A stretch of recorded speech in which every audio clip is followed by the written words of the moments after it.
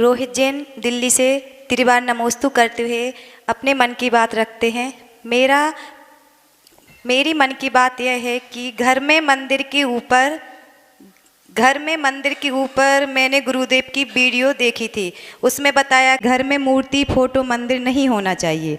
तो हमारे घर में मंदिर है, छोटा सा मंदिर बना रखा है, उसमें सभी देवी देवताओं की फ़ोटो भी है और कुछ मूर्तियाँ भी हैं, छोटी छोटी प्लास्टिक की हैं, जैसे चक्केश्वरी माता की, पद्मावती माता की, मणिभद्र वीर देव जी की और अन्य मत के देवी देवताओं की भी हैं। तो मेरी यही शंका है कि महाराज जी यह पूछना चाहते हैं कि हम इनका क्या करें। हम इन्हें जो हैं अब इनकी साधना नहीं करना चाहते, तो हमें क्या करना चाहिए? बिल्कुल विस्तार में हमें मतलब यह पता चल जाए हमें क्या क्या करना चाहिए, कैसे कैसे करना चाहिए, तो पूरा विस्तार से हमें समझ में आ जाए, हमसे कोई त्रुटि ना हो, इस प्रक्रिया में समाधान चाहिए। नमोस्तु भगवान, नमोस्तु। बहुत अच्छा प्रश्न है। दिल्ली से प्रश्न आया हुआ है कि मान लीजिए हमारे घर के अंदर मिथ्या देवी देवताओं के बहुत सारे फ़ोटो कैलेंडर्स वगैरह पड़े हैं, हमारे आयतन के भी भवनत्री के बेंतरों के देवों के फ़ोटो वगैरह मान लीजिए लगे हुए हैं, तो हम इनका क्या करें? हम इसको छोड़ना चाहते हैं, लेकिन घर के अंदर कई लोग डरा देते हैं, छोड़ेंगे तो ऐसा हो जाएगा, छोड़ेंगे तो ऐसा हो जाएगा, कहीं कुछ हो जाएगा।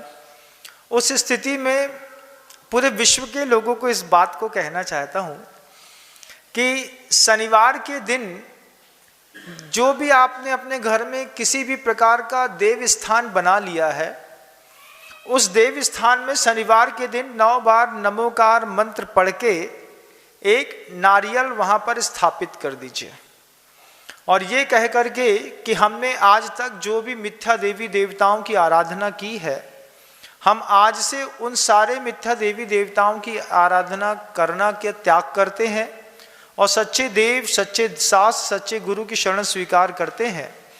जो कोई भी इसमें त्रुटि हुई हो वे उनसे क्षमा मांगते हुए वहाँ पर 9 बार नमोकार मंत्र पढ़ के शनिवार के दिन एक श्रीफल स्थापित कर दें।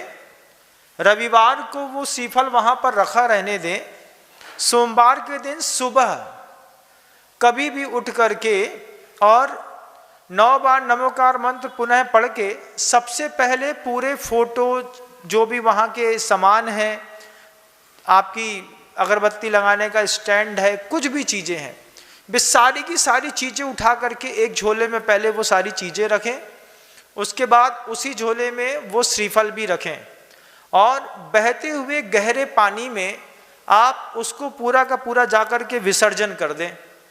अगर आपको ऐसा लगता है कि इसमें कुछ अनीति गलत हो जाएगी, आप वहाँ पर हमारा नाम लें।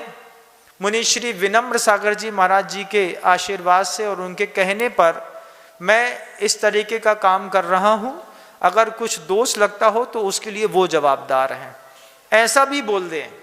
और ऐसा बोल करके जितने भी मिथ्या देवी देवता इत्यादि हैं उन सब के कैलेंडर फोटो अलग कर दें।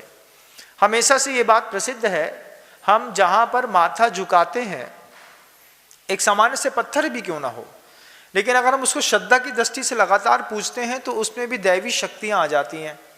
अब किसी पोस्टर में दैवी शक्ति का आना हो गया, आप वहाँ पे दिया लगाते हैं, अगरबत्ती लगाते हैं, जप करते हैं, माला करते हैं, वहीं पर फिर सिंदूर लगाते हैं, तो उस पोस्टर में तो कुछ है नहीं, उसकी तो प्रतिष्ठा की नहीं गई है। लेकिन आप अगर ऐसा करते हैं तो उसमें भी वहाँ पे देव स्थान बन जाता है। फिर भवनत्री के देवों का आपके घरों के अंदर लगातार आना जाना होता है। इसमें अशुद्धि इत्यादि के समय पर माँ बहनों को विशेष प्रकार के कोई भूत व्यंतर की बाधा भी हो सकती है। हम कर रहे हैं अच्छा, लेकिन शुद्धि का ध्यान नहीं रखने पर इस तरीके से भूत व्यंतर की बाधा हो सकती है। किसी को कोई डिप्रेशन में जा सकता है। कई बार वे लोग घर के अंदर विशेष प्रकार का विप्लव, आगी लगाने का काम भी देवों के माध्यम से हो सकता है। हम इन सब से बचें। हमारे पास एक बहुत अच्छा मौका है, हम शनिवार के दिन इस तरीके से एक श्रीफल रखें, रविवार को पूरा दिन उस श्रीफल को वहाँ रखा रहने दें। वहाँ पे जो भी भवनत्री के देव इत्यादि होंगे वे श्रीफल में अपना स्थान ग्रहण कर लेंगे। पहले आप पूरे पोस्टर वगैरह हटाएं, फिर श्रीफल उठाएं, विधिवत उसको 9 बार नमोकार मंत्र पढ़ के बहती हुई नदी में, डैम में आप उसको पूरा छोड़ दें और उस स्थान को पूरा पेंट वगैरह करके और बिल्कुल व्यवस्थित कर दें। मान लीजिए कोई आला वगैरह बना रहता है, कई घरों में मकाने खरीदते हैं, पूरा उन मकानों में आला बना रहता है, उसमें हरा रंग पूजा रहता है, उसमें कुछ और प्रकार की दूसरी चीज़ों का भी, हरी दीवार वालों की पूजा इत्यादि भी वहाँ पे होती रहती है। उनके लिए भी यही प्रक्रिया अपनानी है। उन सब को पूरा तोड़ के अलग कर दें, आले को बंद कर दें, प्रॉपर एक सा प्लास्टर कर दें और वाइट पेंट करके भूल जाएं कि कभी यहाँ पर कुछ था।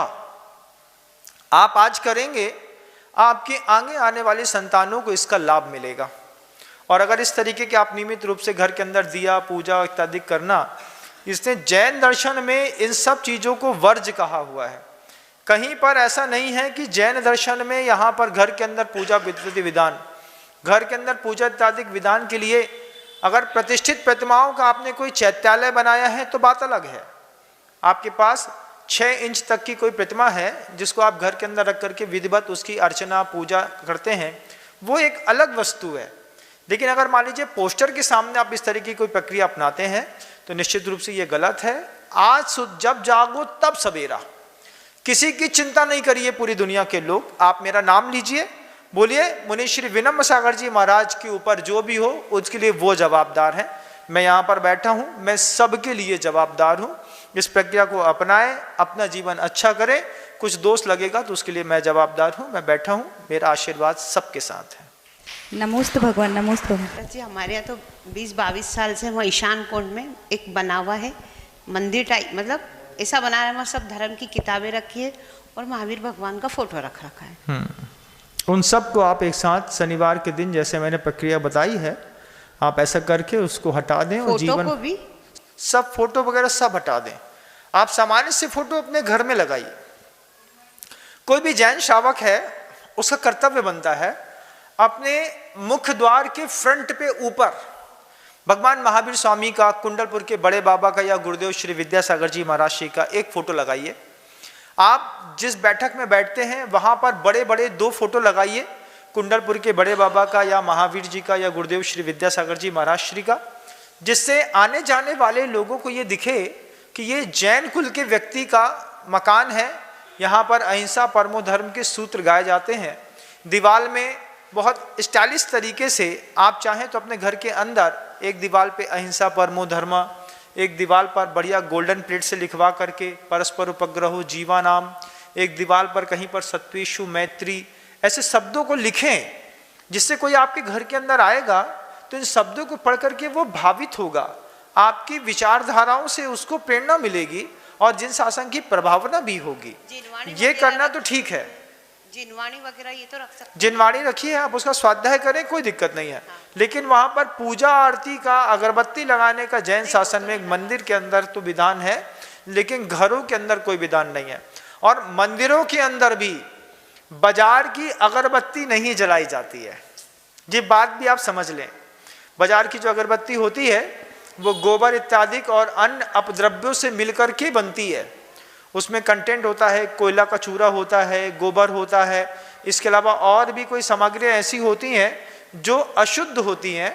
उसके लिए घर के अंदर ही बढ़िया चंदन का चूरा ले लिया जाता है, अगुरु ले ली जाती है, कुछ जावित्री ले ली जाती है, कपूर मिला लिया जाता है, लौंग का चूरा मिला लिया जाता है और इससे अच्छी खुशबूदार एक द्रव्य तैयार किया जाता है। और धूप में थोड़ा सा मंदिर के अंदर खेने पर वातावरण भी पवित्र बनता है और उसके एग्लोमैग्नेटिक फील्ड जो होते हैं उसके चार्जिंग स्टेशंस और बढ़ जाते हैं। आप ऐसा करें, लेकिन मंदिरों में बाजार की अगरबत्ती कम से कम ना लगाएं। आप खुद अपने लिए सुगंधित द्रव्य तैयार करें। अग्नि वहाँ पर होती है, आपने देखा होगा मंदिरों में अग्नि के लिए छोटे छोटे वो रखे रहते हैं, उसमें आप धूप खें, वो तो ठीक है।